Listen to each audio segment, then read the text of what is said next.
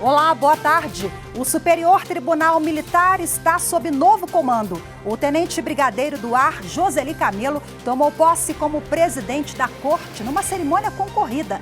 Em seu discurso de posse, o ministro destacou que a atuação da Justiça Militar da União é parte de um esforço conjunto para a firme reafirmação de nossa democracia.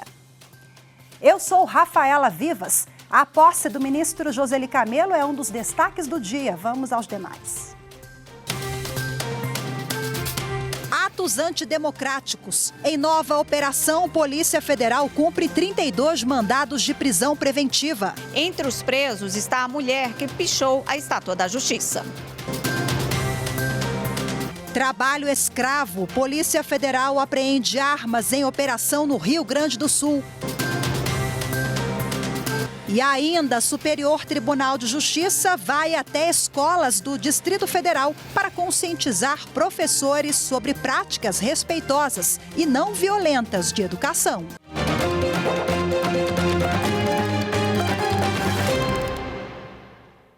Com a autorização do ministro do Supremo Tribunal Federal, Alexandre de Moraes, a Polícia Federal cumpre mais uma nova fase da Operação Lesa Pátria para identificar os envolvidos nos atos antidemocráticos do dia 8 de janeiro na Praça dos Três Poderes. Estão sendo cumpridos 46 mandados de busca e apreensão e 32 de prisão preventiva em 9 estados e no Distrito Federal. A reportagem é de Carolina Chaves. Um dos presos é uma mulher que pichou a Estátua da Justiça na Praça dos Três Poderes. O outro foi o capitão de mar e guerra reformado Vilmar José Fortuna, que também foi flagrado nos atos antidemocráticos do início do ano. Os envolvidos são acusados de participação, financiamento ou omissão nos atos de vandalismos ocorridos no Congresso Nacional, no Palácio do Planalto e no Supremo Tribunal Federal. Os crimes investigados são de tentativa de abolição violenta do Estado Democrático de Direito, golpe de Estado, dano qualificado, organização criminosa, incitação ao crime, destruição e deterioração ou inutilização de bem especialmente protegido.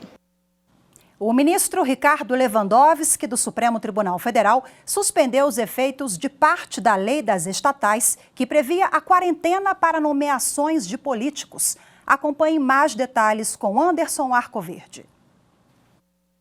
A lei das estatais foi aprovada em 2016 no governo de Michel Temer. O trecho suspenso restringe indicações de conselheiros e diretores que sejam titulares de alguns cargos públicos ou que tenham atuado nos últimos 3 anos como dirigente de partido político ou na organização e realização de campanha eleitoral. No fim do ano passado, o PCdoB entrou com ação direta de inconstitucionalidade no STF, questionando essa quarentena estabelecida na norma. Na semana passada, a ação começou a ser julgada no plenário virtual, mas o julgamento foi suspenso após pedido de vista do ministro André Mendonça. Na decisão cautelar, o ministro Ricardo Lewandowski afirmou que, apesar de louváveis as intenções de evitar o suposto aparelhamento político das estatais, a exigência de quarentena criou discriminações desproporcionais, sem levar em conta nenhum parâmetro técnico ou profissional. Ele afirmou ainda que o prazo de 3 anos não é razoável, até porque essa quarentena não é estabelecida para quem exerce cargo em organização sindical. A decisão provisória do ministro deverá ser analisada no plenário virtual da Corte. Uma empregada com nanismo será indenizada após dispensa discriminatória do SESC de São Borja, no Rio Grande do Sul. A decisão é da 3ª turma do Tribunal Superior do Trabalho. Saiba mais os detalhes da decisão com Pablo Lemos. Na ação, a empregada pediu a nulidade da rescisão do contrato e a reintegração no emprego. Ela alegou ter sido dispensada ao retornar ao trabalho após uma cirurgia na coluna. Ainda de acordo com a profissional, a empresa sabia da condição de saúde dela e que a dispensa também seria discriminatória em razão do nanismo. A reclamação trazia também pedido de indenização por danos morais. Segundo a trabalhadora, o mobiliário não era adequado e ela era obrigada a ficar com as pernas penduradas, além de manter postura prejudicial à saúde. Em defesa, o SESC negou as acusações e sustentou que a mulher estava apta ao trabalho após a licença. O Tribunal Regional do Trabalho da 4ª Região, no Rio Grande do Sul, entendeu a dispensa como indício de ato discriminatório. O TRT citou ainda provas que indicavam descaso e desrespeito e concluiu que o empregador não tinha interesse em manter o posto de trabalho. Assim, o regional determinou a reintegração em função compatível com a limitação da empregada e deferiu a indenização no valor de R$20 mil. O SESC recorreu da decisão ao Tribunal Superior do Trabalho. O relator do caso, na 3ª turma, foi o ministro Maurício Godinho Delgado. Ele explicou que, de acordo com a súmula 443 do TST, presume-se discriminatória a ruptura arbitrária do contrato de trabalho quando não houver motivo justificável, diante de circunstancial debilidade física do empregado. Ele lembrou que a Convenção 159 da Organização Internacional do Trabalho determina que o empregador adote medidas adequadas de reabilitação profissional. Medidas que, segundo o relator, não foram observadas, pois a trabalhadora foi dispensada logo após retornar da licença. Por fim, ficou mantida a decisão de origem. O voto do relator foi acompanhado por unanimidade pelos demais ministros. O Tribunal Regional Federal da 2ª Região seguiu o entendimento do Ministério Público Federal e autorizou uma moradora do Rio de Janeiro a plantar e cultivar sementes de cannabis sativa para fins medicinais. As informações com a repórter Madeleine Machado. A medida foi necessária diante da ineficácia dos tratamentos prescritos para combater a fibromialgia, a insônia e a dor crônica de uma paciente que sofreu um acidente automobilístico em 1996. Somente com o emprego de medicamento elaborado a partir do óleo extraído da cannabis, a qualidade de vida da mulher melhorou. No entanto, os elevados custos da medicação, que é importada, impossibilitaram a continuidade do seu uso. Os gastos anuais ficavam entre 40 e 60 mil reais. Segundo o MPF, ainda que haja notícia da concessão de autorização pela Anvisa para a comercialização do fitoterápico em território nacional, de modo a reduzir os custos de tratamento, não se sabe da aquisição do produto que tenha surtido tal efeito. Com a licença, a mulher e sua filha não poderão ser reprimidas pelas autoridades policiais sob o argumento de prática dos crimes de tráfico ou uso de drogas e de contrabando. A seguir, vamos conversar ao vivo aqui nos estúdios da TV Justiça com o novo presidente do Superior Tribunal Militar. Continue com a gente, voltamos já.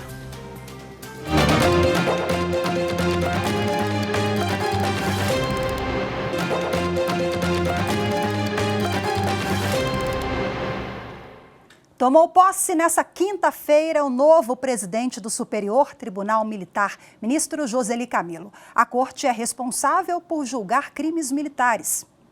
Entre os convidados da cerimônia, chefes dos 3 poderes da República, ministros do Supremo Tribunal Federal e outras autoridades.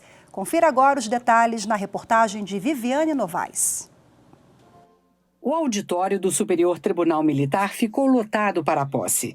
Aqui estavam o presidente da República, Luiz Inácio Lula da Silva, a presidente do STF, ministra Rosa Weber, o procurador-geral da República, Augusto Aras, e o presidente do Senado, Rodrigo Pacheco. O novo presidente da Corte falou do compromisso de manter a hierarquia das Forças Armadas e de julgar crimes militares. É necessário que, mais uma vez, voltemos a reafirmar, e reafirmaremos sempre, para que não corramos o risco de nos perdermos no caminho da própria história, reafirmarmos o nosso compromisso com a manutenção da hierarquia e da disciplina no seio das Forças Armadas. O ministro Josely Camelo nasceu em Fortaleza, no Ceará, e tem 69 anos. É tenente brigadeiro da Aeronáutica. No STM, integrou o grupo de trabalho para o aperfeiçoamento da Justiça Militar e também foi diretor da Escola Nacional de Formação e Aperfeiçoamento de Magistrados da Justiça Militar da União. O ministro Josely Camelo vai presidir o STM até 2025. Ele já faz parte do tribunal há 8 anos. Uma das prioridades do ministro é a abertura de uma vaga para um representante da Justiça Militar no CNJ, Conselho Nacional de Justiça. E é com o presidente do Superior Tribunal Militar, Tenente Brigadeiro do Ar, Josely Camelo, que eu tenho o prazer de conversar agora, ele que já está conosco aqui no estúdio. Muito obrigada, parabéns pela posse em primeiro lugar e muito grata pela participação do senhor. Muito obrigado, eu que agradeço, boa tarde a todos. É uma satisfação muito grande, mais uma vez, estar falando dessa justiça militar, a justiça mais antiga do nosso país. Satisfação, prazer é todo nosso, presidente. No dia 1º de abril, completando 215 anos. Né? E que não tem a repercussão que deveria, né? Exatamente, pouquíssimo conhecido, por isso eu fico muito grato cada vez que me convidam a falar dessa justiça. Né? Bom, vamos começar falando sobre a posse. Ontem o senhor fez um discurso ressaltando, mais uma vez, reafirmando a importância do diálogo, da união entre os 3 poderes, até para a gente acabar com esse clima de ódio que tomou conta do país nos últimos anos, né? E o STM, a Justiça Militar, com certeza vai ter uma participação importantíssima nesse fortalecimento e consolidação da democracia, principalmente pós 8 de janeiro, né, presidente? Exatamente. Eu acredito que nós temos essa grande responsabilidade. Nós, os tribunais superiores, temos que estar em harmonia completa com os demais poderes, poder executivo, poder legislativo. Eu acho que isso trará a pacificação desse nosso país. Os brasileiros não gostam de manter-se, gostam de estar junto, gostam de estar comemorando, gostam das coisas boas da vida, né? Então, eu acredito que logo, logo, nós teremos restabelecido esta harmonia, esse clima de confiança entre os poderes. Isso é muito importante. Falando em união, diálogo, pegando o gancho ali do finalzinho da reportagem também, ontem soubemos que o requerimento já foi enviado, já está em tramitação a participação do STM, do Superior Tribunal Militar, no CNJ, o Conselho Nacional de Justiça. Isso. Conta pra gente, o senhor já teve algum diálogo com a ministra Rosa sobre isso? Estamos muito felizes, já conversei com a ministra Rosa Weber. Ela realmente está tratando esse assunto com muito carinho, né, com muito cuidado, né? E faz tempo que o Superior Tribunal Militar tem esse pleito. Mas agora eu acredito que nós estamos no momento que nós vamos conseguir. Porque todos os tribunais superiores criminais têm sua representação lá. E nós, até por sermos uma justiça que tem muitas especificidades e é pouco conhecida, a gente precisa estar lá, até mesmo para participar dos debates sobre aquelas resoluções que muitas vezes nós temos que cumprir e muitas vezes até não é muito adequado para nós. Então é muito importante a nossa presença no Conselho Nacional de Justiça. Ontem o senhor também falou no discurso que o Supremo Tribunal Federal é o órgão que dá a última palavra, a mais alta corte do país, o senhor frisou isso, eu me refiro ali, faço a ligação com os atos de 8 de janeiro de novo, porque o senhor também lá na semana retrasada se pronunciou a respeito daquela decisão do ministro Alexandre de Moraes do Supremo de manter a competência dos crimes envolvendo os militares que estiveram envolvidos nos atos, né? Aqui do Supremo Tribunal Federal e não da Justiça Militar. Queria que o senhor falasse um pouquinho sobre isso. O ministro Alexandre de Moraes fez uma fundamentação perfeita, né? Então, ele trouxe ali o problema do princípio do juiz natural, né? Do devido processo legal. Então, para ser um crime militar, tem que ser algo contra o patrimônio que esteja sob a administração da Justiça Militar, ou que seja contra o dever militar, e não tivemos nada disso naqueles atos, né? Então, eu acredito que em nenhum momento o ministro Alexandre de Moraes invadiu a nossa competência. A competência realmente não é da Justiça Militar. Agora, se o militar usou farda lá no ato de 8 de janeiro, ele vai ser julgado pelo Supremo e pelo STM, por exemplo? Não, pode ser que tenha acontecido algum crime militar. Até exagerando, se um militar agrediu alguém que estava lá de sentinela, isso é um crime militar, muito claro. Se houver um caso assim, que fique muito claro que é um crime militar, eu acredito que o ministro Alexandre de Moraes irá encaminhar isso para a Justiça Militar. Vamos voltar a falar sobre expectativa para os próximos 2 anos. Quais serão os principais eixos da gestão do senhor em linhas gerais? Os principais eixos, nós temos algumas matérias que estão no Congresso Nacional. Uma delas, que é a principal, é o Conselho Nacional de Justiça. Nós temos também na Câmara dos Deputados o nosso Código de Processo Penal Militar, que está em tramitação. Já chegou no Supremo Tribunal Militar a atualização do Código Penal Militar.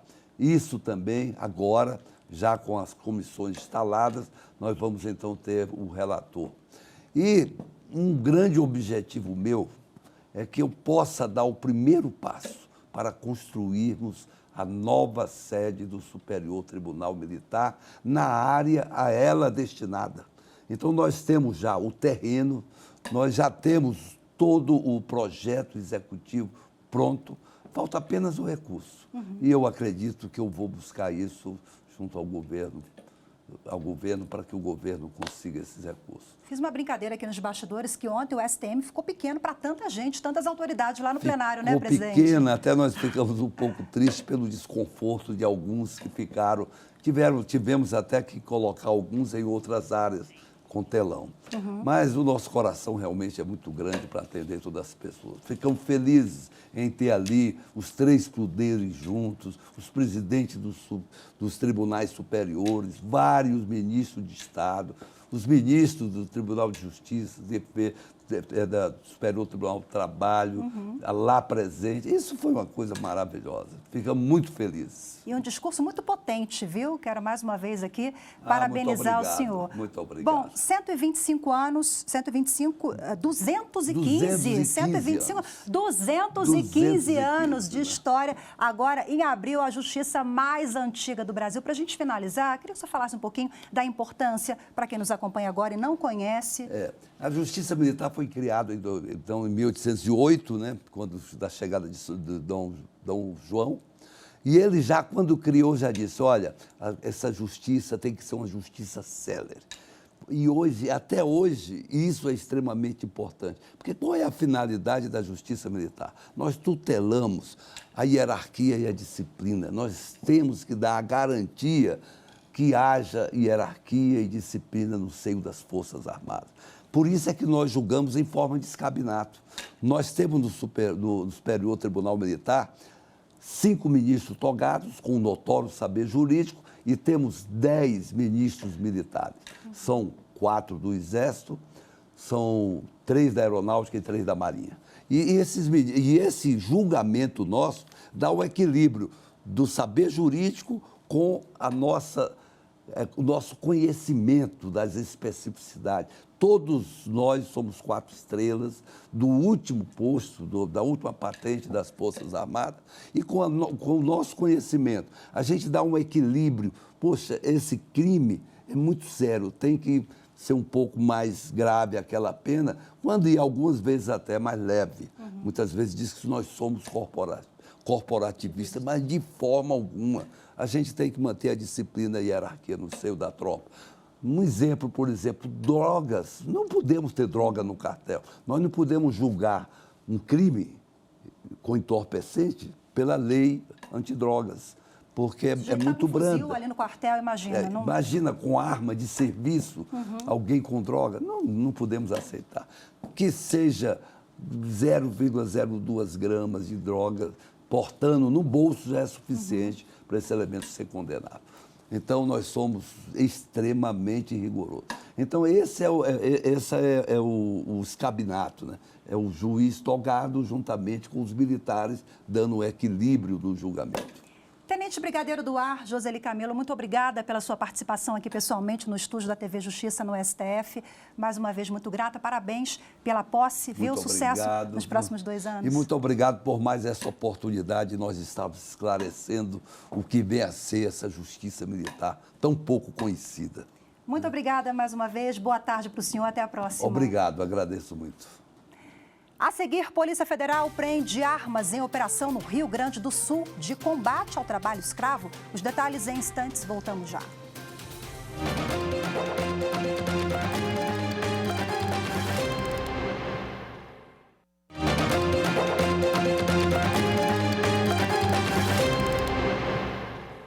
A Justiça Federal autorizou novos mandados de busca relacionados a uma operação contra trabalho escravo no Rio Grande do Sul. Policiais cumpriram mandados na Serra Gaúcha. A repórter Carolina Chaves tem mais detalhes. Os policiais federais foram a Bento Gonçalves e Garibaldi, no Rio Grande do Sul, cumprir 7 mandados de busca e apreensão. A Corregedoria da Brigada Militar acompanhou o cumprimento de um dos mandados. Durante a operação, os policiais encontraram armas e munições. O objetivo dessa operação é coletar provas para aprofundar as investigações sobre o trabalho escravo na região, onde mais de 200 pessoas foram resgatadas de um alojamento no mês passado. 6 pessoas envolvidas já foram identificadas e são alvos da operação de hoje. A suspeita é que elas façam parte de uma organização criminosa montada para a exploração ilegal da mão de obra. Os trabalhadores resgatados no mês passado moravam em alojamentos sem condições de higiene e eram submetidos à jornada excessiva, além de outros tipos de violência. Os homens foram recrutados na Bahia e o responsável pelo abrigo tinha vários contratos com vinícolas da região. Ele chegou a ser preso, mas foi liberado após pagar fiança. Presidente do Superior Tribunal de Justiça nega pedido para suspender intervenção decretada na Secretaria de Saúde de Cuiabá. A repórter Jéssica Castro tem os detalhes da decisão. A ministra Maria Tereza de Assis Moura, presidente do STJ, indeferiu um pedido do município de Cuiabá para que fosse suspensa a decisão do Tribunal de Justiça de Mato Grosso, que decretou intervenção na Secretaria de Saúde da cidade. Na origem do caso, o Ministério Público de Mato Grosso entrou com pedido de intervenção na Secretaria de Saúde, alegando descumprimento reiterado de decisões judiciais. O desembargador relator do pedido concedeu liminar para atender o Tribunal de Justiça do Estado e o município submeteu ao STJ um pedido de suspensão dessa decisão. No início de janeiro, a ministra Maria Tereza de Assis Moura suspendeu a intervenção por entender que a medida não poderia ter sido determinada pelo desembargador em ato unipessoal e de caráter provisório. Agora, o ente municipal alegou descumprimento dessa decisão do STJ, porque o interventor teria continuado desempenhando suas funções, produzindo documentos e os juntando na ação principal do Ministério Público que tramita no TJMT. De acordo com o município, o recente julgamento da ação principal, no qual o Tribunal Estadual decretou a intervenção na Secretaria de Saúde, dessa vez de forma colegiada, teria sido fundamentado em provas colhidas após a decisão do STJ. Mas para a ministra Maria Tereza de Assis Moura, o pedido tem nítidos contornos recursais, revelando o inconformismo do município com a decisão de segunda instância e não com um possível descumprimento do que foi decidido anteriormente pelo STJ. Superior Tribunal de Justiça vai até escolas do Distrito Federal para conscientizar professores sobre práticas respeitosas e não violentas de educação. A reportagem é de Samanta Peçanha. Um livro, uma caneta, uma criança e um professor podem mudar o mundo. Agora, imagina se esse professor acredita e investe nos potenciais físicos, mentais, emocionais e sociais dessa criança. O projeto STJ nas escolas busca exatamente isso, conscientizar os professores sobre práticas respeitosas e não violentas de educação que tenham respaldo científico e estejam atentas às fases de desenvolvimento infantil. O projeto STJ nas escolas faz parte de ações do Pacto Nacional pela Primeira Infância, que é uma iniciativa do Conselho Nacional de Justiça e consiste em um acordo de cooperação nacional com o objetivo de fortalecer as instituições públicas voltadas à garantia e à proteção dos direitos da criança, principalmente nos primeiros 6 anos de vida. A pediatra do Serviço Integrado de Saúde do STJ, Giuliana Felizola, destaca a importância da proteção à primeira infância. Existe esse abismo entre o que é de fato praticado, tanto nos lares quanto nas escolas. A gente ainda vê muitos castigos, punições, tira-recreio, cantinho do pensamento, mural de mau comportamento nas escolas e são formas de violência, né, contra a criança. Então, o nosso objetivo é realmente essa busca de lutar em defesa das crianças, agindo nas principais fontes, né, de cuidar da criança. O Centro de Educação Infantil 1 de São Sebastião, cidade a uns 20 quilômetros de Brasília, foi o escolhido para receber a primeira edição do projeto. As palestrantes fizeram diversas dinâmicas com as professoras do centro educacional para esclarecer sobre os diferentes comportamentos dos alunos em sala de aula e a melhor postura diante de cada situação. É o que explica a servidora da Comissão da Primeira Infância do STJ, Érica Gomide. Conexão é o início de tudo para uma educação respeitosa. A gente tende a querer dar sermão, falar demais, explicar demais coisas que a criança ainda não consegue entender. Então, conexão é olhar no olhinho dela, abaixar na altura dela, tentar entender o que está por trás desse comportamento, o que essa criança está precisando. Que quando eu entendo isso e eu atendo essa necessidade da criança, ela vai se comportar melhor. As reflexões compartilhadas aqui ajudam essas educadoras a conduzirem melhor o dia a dia da sala de aula, como elogia a diretora do Centro Educacional, Cleide Souza. Nós sozinhas não vamos conseguir, né? Então, todo tipo de parceria em prol da infância, em prol da criança, ela é importante, né? E eu acho que de diferentes setores só vem agregar mesmo, né? E a fala de hoje eu acho que foi enriquecer, né, na nossa formação, trazer uma proposta diferenciada, né, com as crianças, um olhar mais sensível, um olhar atento. A professora da Escola de São Sebastião, Dominique Saldanha, concorda. O que a gente aprende e rever hoje vem como um momento de respira. Tem essas possibilidades que vocês talvez já conheçam e que vamos tentar aplicar e vamos tentar voltar aos poucos. Então, eu acho que vem como essa parte de acalento mesmo, de tentar cuidar da gente também. Bom, com esse projeto incrível, a gente fica por aqui. Agradeço a sua companhia. Ótima tarde, excelente fim de semana para todos vocês. Até segunda. Tchau, tchau.